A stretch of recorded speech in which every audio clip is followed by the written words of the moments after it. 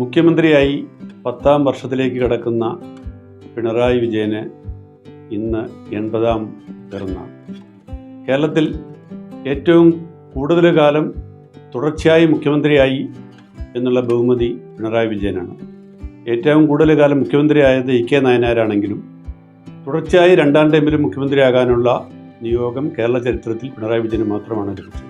പിണറായി വിജയൻ്റെ ഭരണ തുടർച്ചയ്ക്ക് വേണ്ടിയുള്ള ശ്രമങ്ങളുടെ ഒരു സമയത്താണ് ഈ 80ാം പിറന്നാൾ വരുന്നത്. നായനാർ 3 തവണ മുഖ്യമന്ത്രിയായി 10 വർഷവും 353 ദിവസവും കേരളത്തിന് മുഖ്യമന്ത്രിയായിരുന്നു. പക്ഷേ അദ്ദേഹത്തിന് തുടർച്ചയായി കേരളം ഭരിക്കാനുള്ള ഒരു അവസരം ലഭിച്ചിട്ടില്ല. എന്നാൽ പിണറായി വിജയൻ തുടർച്ചയായി 2 ടൈം കഴിഞ്ഞ് 3ാം ടൈമിൽ 353 ദിവസവും കൂടെ പിന്നിട്ടാൽ നായനാരുടെ ആ റെക്കോർഡും തകർക്കും. പിണറായി വിജയനെക്കുറിച്ച് പല വിമർശനങ്ങളുണ്ട്. മുഖ്യമന്ത്രി എന്നുള്ള നിലയിൽ അദ്ദേഹം ഏകാധിപത്യ സ്വഭാവത്തോടെയാണ് ഭരിക്കുന്നതെന്നും അദ്ദേഹം മാധ്യമങ്ങളിൽ നകന്നു നിൽക്കുന്ന മുഖ്യമന്ത്രിയാണെന്നും ധാർഷ്ട്യമുള്ള മുഖ്യമന്ത്രിയാണെന്നും ഒക്കെയുള്ള വിമർശനങ്ങളുണ്ട്. പക്ഷേ കഴിഞ്ഞ 1ാം പിണറായി മന്ത്രിസഭയുടെ കാലത്ത് 2 വലിയ പ്രകൃതി ദുരന്തങ്ങളെ, ഒന്ന് വലിയ പ്രളയം ഉണ്ടായത് 2018, രണ്ടാമത്തേത് 2020 മഹാമാരി. 2 പ്രതിസന്ധികളിലും പിണറായി വിജയൻ വളരെ പ്രഗത്ഭമായി ശക്തമായി അതിൻ്റെ ദുരിതാശ്വാസങ്ങൾ നടത്തുന്നതിലും ദുരിതാശ്വാസ പ്രവർത്തനങ്ങൾ ഏകോപിപ്പിക്കുന്നതിലുമൊക്കെ അസാധാരണമായി മികവ് കാണിച്ചു. പ്രളയകാലത്ത് അദ്ദേഹം പുനരധിവാസത്തിനു വേണ്ടി ശ്രദ്ധിച്ചതും പുതിയൊരു കേരള സൃഷ്ടിക്ക് വേണ്ടി, നവകേരള സൃഷ്ടിക്ക് വേണ്ടി നടത്തിയ ശ്രമങ്ങളുമൊക്കെ നമുക്ക് ഓർമ്മയുണ്ട്. അതിനെ തുടർന്ന് വന്ന 2020 കോവിഡ് എന്ന മഹാമാരി പിണറായി വിജയൻ വളരെ സമർത്ഥമായി തന്നെ കൈകാര്യം ചെയ്തു എന്നും മാത്രമല്ല, തീർച്ചയായും അദ്ദേഹത്തിൻ്റെ ഭരണ തുടർച്ചയ്ക്ക് അതൊരു നല്ല അവസരമായി അദ്ദേഹം ഉപയോഗിക്കുകയും ചെയ്തു.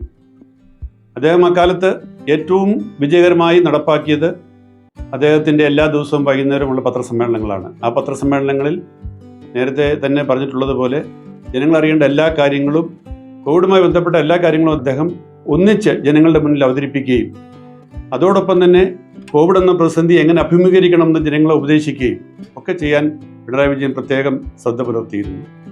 ഉദാഹരണത്തിന് മാസ്ക് ധരിക്കുന്നത് മുതൽ ഹാൻഡ് വാഷ് ചെയ്യുന്നത്, ആൾക്കൂട്ടത്തിൽ നിന്നെങ്ങനെ ഒഴിവാകണം, എങ്ങനെ ലോക്ക്ഡൗൺ സമയത്ത് അതുമായി സഹകരിക്കണം, അങ്ങനെ ഒട്ടേറെ കാര്യങ്ങളിൽ ജനങ്ങളെ ഉപദേശിച്ചുകൊണ്ട്, പലപ്പോഴും ഞാൻ ഓർക്കുന്നുണ്ട് അക്കാലത്തൊക്കെ പ്രായമായ ആളുകളൊക്കെ പറയുന്നത്, നിങ്ങളൊക്കെ പിണറായി വിജയനെക്കുറിച്ച് ഇത്രയൊക്കെ വിമർശിക്കുമ്പോൾ ഒരു കാര്യം ആലോചിക്കണം, അദ്ദേഹം എല്ലാ ദിവസവും വന്നിരുന്ന് ഒരു കാരണവരെ പോലെ ആളുകളോട് നൽകുന്ന ഉപദേശങ്ങൾ, അദ്ദേഹം ഈ നാട്ടിലെ ജനങ്ങളുടെ സുരക്ഷിതത്വത്തിലും അവരുടെ ആരോഗ്യ പ്രശ്നങ്ങളിലുമൊക്കെ എത്രമാത്രം താല്പര്യമുള്ള ആളാണെന്ന് ഓർക്കണം എന്നൊക്കെ പറഞ്ഞത്.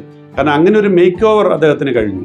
അദ്ദേഹത്തിന് അങ്ങേയറ്റം ധാർഷ്ട്യമുള്ള, മാധ്യമങ്ങളോട് കടക്കപ്പുറത്ത് എന്ന് പറയാൻ മാത്രം ധാർഷ്ട്യം കാണിക്കുന്ന ഒരു മുഖ്യമന്ത്രിയാണെങ്കിലും പ്രതിസന്ധികൾ വരുമ്പോൾ പെട്ടെന്ന് ആ ഒരു മേക്ക് ഓവറിലൂടെ ജനങ്ങളുമായി താതാത്മ്യം പ്രാപിക്കാനും അവരിൽ ഒരാളായിട്ട് മാറാനും അവരുടെ പ്രശ്നങ്ങളിൽ അങ്ങേയറ്റം താല്പര്യവും അങ്ങേയറ്റം ആകാംക്ഷയുമുള്ള ഒരു വ്യക്തിയാണ് എന്ന് വരുത്തിത്തീർക്കാനും അദ്ദേഹത്തിന് വളരെയേറെ കഴിഞ്ഞിരുന്നു.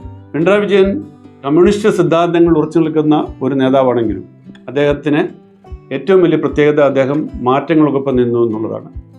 പുരോഗമനപരമായ ആശയങ്ങൾ, ഭരണപരമായ പരിഷ്കാരങ്ങൾ, അത്തരം കാര്യങ്ങളിലൊക്കെ അദ്ദേഹം ഏതൊരു കമ്മ്യൂണിസ്റ്റ് നേതാവിനേക്കാളേറെ പുരോഗമന സ്വഭാവമുള്ള ഒരു വ്യക്തി. അദ്ദേഹം വികസനത്തിൻ്റെ ആളായി. കഴിഞ്ഞ ഗവൺമെൻറ് കാലത്ത് തുടങ്ങിയ വിഴിഞ്ഞം പദ്ധതിയാണെങ്കിലും മെട്രോ ആണെങ്കിലും ഗെയിൽ പദ്ധതിയാണെങ്കിലും ഏറ്റവും ഒടുവിൽ നാഷണൽ ഹൈവേയുടെ വീതി കൂട്ടുന്ന പദ്ധതിയാണെങ്കിലും എല്ലാം സമയബന്ധിതമായി പൂർത്തിയാക്കാനുള്ള ഒരു താല്പര്യം കാണിച്ചു. എന്തായാലും ആ നിലയിൽ പിണറായി വിജയൻ വീണ്ടും ഒരു അവസരം കൂടി ചോദിച്ചുകൊണ്ട് ഒരു ഭരണ തുടർച്ചയ്ക്ക് വേണ്ടി ഈ 10ാം വർഷത്തിൽ ആളുകൾ അഭിമുഖീകരിക്കുന്ന ഈ സമയത്ത് അദ്ദേഹത്തിന് എല്ലാവിധ പിറന്നാൾ ആശംസകളും.